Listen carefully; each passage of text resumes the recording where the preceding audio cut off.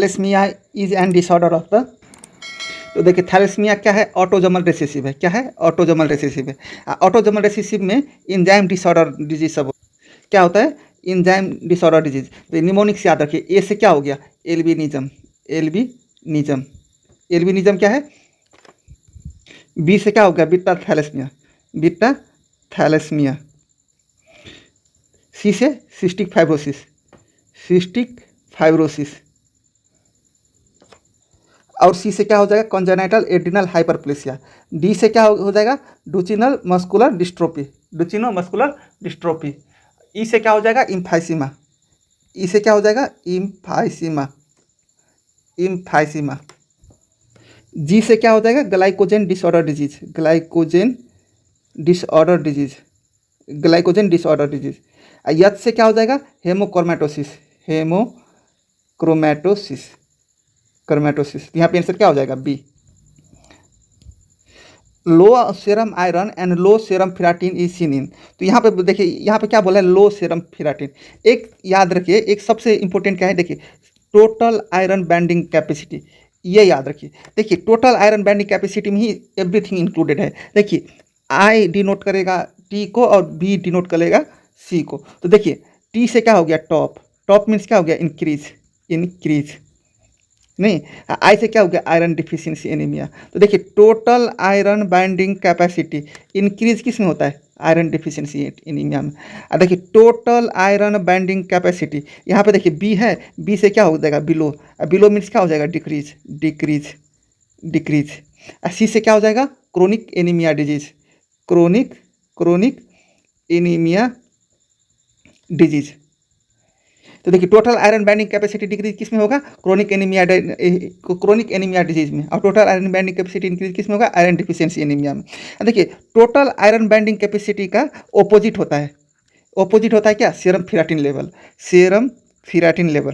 तो देखिए serum ferritin level iron deficiency anaemia में क्या होगा, ऑपोजिट मैंने बोला हूँ, तो ऑपोजिट में क्या है, यहाँ पे इंक्रीज, तो यहाँ पे क्या होगा, डिक्रीज होगा। और क्रोनिक एनीमिया डिजीज में क्या होगा, इंक्रीज होगा। और दोनों में आयरन लेवल कम होगा, serum iron level, serum iron. देखिए आयरन डिफिशियंसी एनीमिया में भी डिक्रीज होगा और क्रोनिक एनीमिया में, क्रोनिक एनीमिया डिजीज में भी डिक्रीज होगा। तो यहाँ पे देखिए, यहाँ पे क्या बोल रहा है, low serum iron and low serum ferritin. तो लो सीरम आयरन और लो सीरम फेराटिन किस में, आयरन डिफिशियंसी एनीमिया में। तो आंसर क्या हो जाएगा, ए। और वहीं पे देखिए सिडेरोब्लास्टिक एनीमिया में क्या होता है, sideroblastic, sideroblastic anaemia, blastic anaemia. Sideroblastic anaemia में टोटल आयरन बाइंडिंग कैपेसिटी क्या होगा, total iron binding capacity decrease होगा, total iron binding capacity decrease होगा। और सीरम, देखिए सीरम आयरन क्या होगा, सीरम आयरन इसमें इंक्रीज होगा, सीरम आयरन इंक्रीज होगा। और देखिए total iron binding capacity sideroblastic anaemia में क्या है, डिक्रीज है। तो सीरम फेराटिन लेवल क्या होगा, इंक्रीज होगा, क्या होगा, इंक्रीज होगा। अब देखिए फैनकोनी एनीमिया में क्या होता है, टोटल आयरन बाइंडिंग कैपेसिटी भी नॉर्मल होता है, सीरम फेराटिन लेवल भी नॉर्मल होता है और सीरम आयरन लेवल भी नॉर्मल होता है। यहाँ पे आंसर ये। थ्रोम्बोसाइथीमिया इज कैरेक्टराइज बाय, तो यहाँ पे देख थ्रोम्बोसाइटोमिया में क्या होता है, प्लेटलेट एलिवेशन होता है, प्लेटलेट क्या होता है, एलिवेशन होता है। तो आंसर क्या हो जाएगा, ए। और ये क्या डेवलप करेगा, thrombocythaemia can developed myelofibrosis, myelofibrosis, fibrosis and acute leukaemia, acute leukaemia.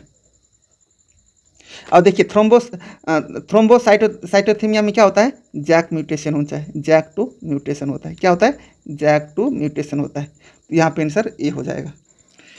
सिस्टियोसाइट are seen in, सिस्टियोसाइट किस में दिखाई देता है, तो सबसे पहले देखिए सिस्टियोसाइट किस में दिखाई देता है, सिस्टियोसाइट क्या में दिखाई देता है, micro angiopathic, angiopathic haemolytic anaemia में, हेमोलाइटिक एनीमिया, एनीमिया। देखिए माइक्रो एंजियोपैथिक हेमोलाइटिक एनीमिया को कॉज कौन कौन करता है, हेमोलाइटिक यूरेमिक सिंड्रोम, DIC और TTP। तो आंसर क्या हो जाएगा, डी, आंसर क्या हो जाएगा, D. Correct about a vitamin के डिफिशियंसी इज, तो यहाँ पे देखिए associated thrombocytopenia with prolonged bleeding, ये करेक्ट स्टेटमेंट नहीं है। और देखिए विटामिन के deficiency commonly seen in neonate में विटामिन डिफिशियंसी होता है, इसलिए एट अ बर्थ टाइम में विटामिन के का इंजेक्शन दिया जाता है बेबी को। तो ये करेक्ट स्टेटमेंट है, आंसर हो जाएगा बी। देखिए factor 10 is the first to affected, factor 10 नहीं होता, factor 7 is the first to affected होता है। और देखिए वारफेरिन है, so inhibiting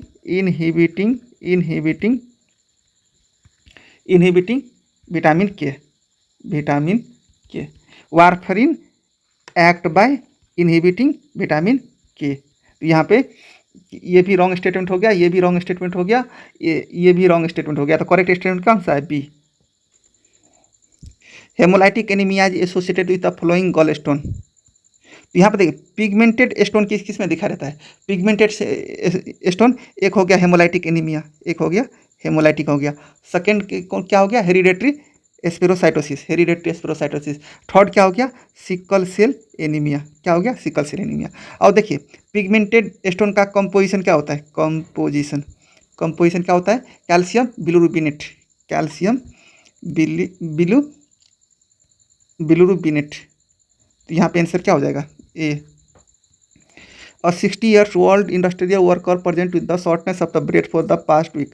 Blood withdrawn shown the thick brownish red color. Diagnosis क्या है उसका? तो यहाँ पे देखिए 60 ईयर बोल रहा है, नहीं 60 ईयर बोल रहा है, तो सबसे पहले सिकल सेल एनीमिया कौन पेडियाट्रिक पेशेंट को होता है?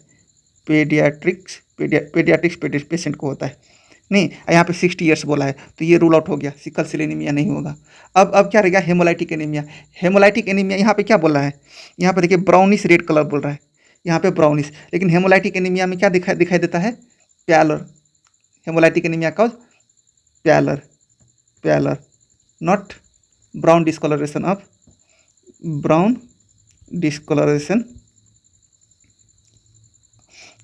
Red colour, not brown discolouration red colour of blood. Haemolytic anaemia क्या दिखा देता है? प्यालर दिखा देता है, brown discolouration of the red blood cell नहीं दिखाई देता है। देखिए G6PD डिफिशियंसी में क्या होता है? G6PD डिफिशियंसी में क्या होता है? ब्लैक यूरिन दिखाई देता है, तो ब्लैक यूरिन G6PD डिफिशियंसी में दिखा देता है। तो देखिए बाकी कौन सा रह गया? मेथ हेमोग्लोबिनिया। तो 60 years old industrial worker present with the shortness of breath past week and blood so the thick brownish red colour किस में दिखाई देता है? मेथ हेमोग्लोबिनिया में। तो आंसर क्या हो जाएगा? C. All are the true about the cross matching of blood except. देखिए इस टाइप के क्वेश्चन में एक्सेप्ट वाला है ना, एक्सेप्ट वाला क्वेश्चन में देखिए यहाँ पे 2 क्वेश्चन सिमिलरिटी है, इसमें 50% चांस होता है आंसर राइट होने का। तो ये दोनों में से हमको चूज करना है। तो यहाँ पे आंसर क्या हो जाएगा? Donor serum is the tested against the recipient packet cell. यहाँ पे आंसर क्या हो जाएगा? Donor serum is tested against the recipient packet cell. Bleeding time is increasing in all except. तो देखिए क्रोनिक लीवर डिजीज में क्या होता है? क्रोनिक लीवर डिजीज में क्लोटिंग फैक्टर 7 डिप्लेट होता है। तो डिप्लेट्स क्लोटिंग फैक्टर 7। और देखिए क्लोटिंग फैक्टर 7 डिप्लेट हो जाएगा तो क्या होगा? देखिए क्लोटिंग फैक्टर 7 क्या है? Extensive factor. अब देखिए एक निमोनिक्स है PET, इससे क्या होगा? Extensive factor. और पीटी से क्या हो जाएगा? पीटी इंक्रीज हो जाएगा। पीटी मीन्स क्या हो गया? प्रोलॉन्ग पीटी टाइम किस में होता है? क्रोनिक लिवर डिजीज में परसेंट रहता है। बाकी तीनों में क्या? ब्लीडिंग टाइम इंक्रीज होता है, और पीटी टाइम किस में इंक्रीज होता है? क्रोनिक लिवर डिजीज में। तो आंसर क्या हो जाएगा? C. Blood is stored at the blood bank at. यहाँ पे देखिए ब्लड और पैकेड आरबीसी स्टोरेज कितने डिग्री सेल्सियस में होता है? +4 डिग्री सेल्सियस में। और देखिए सेल्फ लाइफ कितना होता है? आरबीसी का 35 टू 42 डेज। वहीं पे देखिए प्लेटलेट स्टोरेज कितने डिग्री से टेम्परेचर में होता है? 22-24 डिग्री सेल्सियस में। देखिए फ्रेश फ्रोजन प्लाज्मा कितने डिग्री सेल्सियस में स्टोरेज होता है? तो -30 डिग्री सेल्सियस में। कितने वर्ष के लिए? फॉर 1 ईयर्स के लिए। क्रायो प्रिसिपिटेट कितने डिग्री सेल्सियस में स्टोर होता है? क्रायो प्रिसिपिटेट कितने डिग्री टेम्परेचर में स्टोरेज होता है? -20 डिग्री सेल्सियस में। -20 डिग्री सेल्सियस में स्टोरेज होता है। तो यहाँ पे आंसर क्या हो जाएगा? A. Which of the following is the proliferative disease? Myeloproliferative disease कौन कौन सा है? माइलोप्रोलिफरेटिव, तो देखिए एक हो गया पॉलीसाइथीमिया वेरा,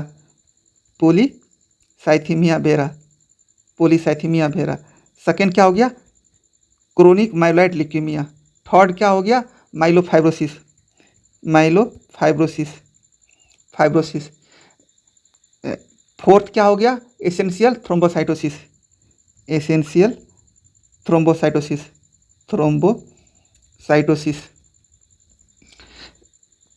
फिफ्थ क्या हो गया? Chronic इसिनोफिलिक leukaemia.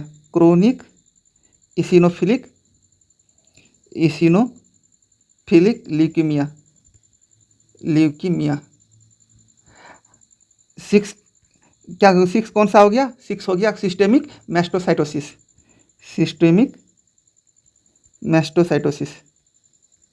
मैस्टोसाइटोसिस। तो यहाँ पे आंसर क्या हो जाएगा? CML। Which organism cause the infection after splenectomy? तो यहाँ पे देखिए कौन सा organism cause the infection after splenectomy? कौन सा ऑर्गेनिज्म कराता है? एक हो गया H इन्फ्लुएंजा। सेकेंड कौन सा हो गया? मिनिंगोकोकस। थर्ड कौन सा हो गया? न्यूमोकोकस। तो आंसर क्या हो जाएगा? ए। अब देखिए ये तीनों ऑर्गेनिज्म के against vaccination against these organism must done 4 week before plan splenectomy. तो यहाँ पे आंसर क्या हो जाएगा? A. Drug of choice of the CML, ये मैंने पहले ही बोल चुका हूँ पहले डिस्कस में। क्या होगा? इमिटिनाप। आंसर क्या हो जाएगा? ए। फिलाडेल्फिया क्रोमोसोम का क्या होगा? ट्रांसलोकेशन क्या हो जाएगा? 9:22। और देखिए 9 होगा क्या? लॉन्ग आर, और 22 भी क्या होगा? Long arm of chromosome. तो आंसर क्या हो जाएगा? A. All are the seen in the thalassaemia major except. यहाँ पे क्या बोल रहा है? एक्सेप्ट बोल रहा है, नहीं तो यहाँ पे क्या बोल रहा है? एक्सेप्ट बोल रहा है। तो यहाँ पे देखिए यहाँ पे जो माइक्रोसाइटिक एनीमिया है ना, ये माइक्रोसाइटिक नहीं होगा। क्या होगा? माइक्रोसाइटिक होगा। माइक्रोसाइटिक नहीं होगा, क्या होगा? माइक्रोसाइटिक एनीमिया होगा, मैक्रोसाइटिक नहीं होगा। और देखिए क्लिनिकल फीचर में क्या क्या देखेगा? क्लिनिकल फीचर में प्यालर जॉन्डिस एंड स्प्लीनोमेगाली। तो देखिए स्प्लीनोमेगाली ये भी थैलेसीमिया में दिखाई देता है। ट्रांसफ्यूजन डिपेंडेंसी ये भी थैलेसीमिया का फीचर है। और देखिए अपीयरेंस में क्या क्या होता है? अपीयरेंस किसका? अपीयरेंस थैलेसीमिया का क्या क्या होता है? टारगेट सेल प्रेजेंट रहता है, टारगेट सेल प्रेजेंट और कोडियोसाइट भी बोलते हैं उसको। क्या बोलते हैं? कोडियोसाइट्स। सेकेंड क्या होता है? चीपमंक फेस दिखाई देता है, ये भी MCQ पॉइंट है, चीपमंक फेसेस। थर्ड में क्या दिखाई देता है? क्रू कट अपीयरेंस और हेयर वन इंड अपीयरेंस। और देखिए HB इलेक्ट्रोफोरोसिस में क्या दिखाई देता है? थैलेसीमिया के HB इलेक्ट्रोफोरोसिस में क्या दिखा देता है? Foetal haemoglobin increase. देखिए थैलेसीमिया का गोल्ड स्टैंडर्ड इन्वेस्टिगेशन क्या होता है? गोल्ड स्टैंडर्ड इन्वेस्टिगेशन क्या हो गया? HPLC। और HPLC में क्या दिखा देता है? More than 90% HbF foetal haemoglobin. देखिए HPLC का फुल फॉर्म क्या होता है? हाई परफॉर्म लिक्विड क्रोमैटोग्राफी होता है। तो गोल्ड स्टैंडर्ड इन्वेस्टिगेशन क्या होगा? HPLC। तो यहाँ पे आंसर क्या हो जाएगा A. Which of the following is not seen in the hypercoagulable state. Hypercoagulable state में कौन सा नहीं दिखाई देता है, या हाइपर कोगुलेबल स्टेट में नीचे दिए गए ऑप्शन में कौन सा इंक्लूडेड नहीं है। तो देखिए सिरोसिस में, लीवर सिरोसिस में क्या मैंने बोला था, depleted clotting factor 7, clotting factor 7। अब देखिए डिप्लेटिंग क्लोटिंग फैक्टर 7 हुआ तो क्या हुआ यहाँ पे, प्रोथॉर्मिन टाइम इंक्रीज होगा। देखिए प्रेगनेंसी में क्या होगा, फिब्रिनोजेन लेवल इंक्रीज होगा, और फिब्रिनोजेन लेवल इंक्रीज होगा तो क्या lead to the hypercoagulable state.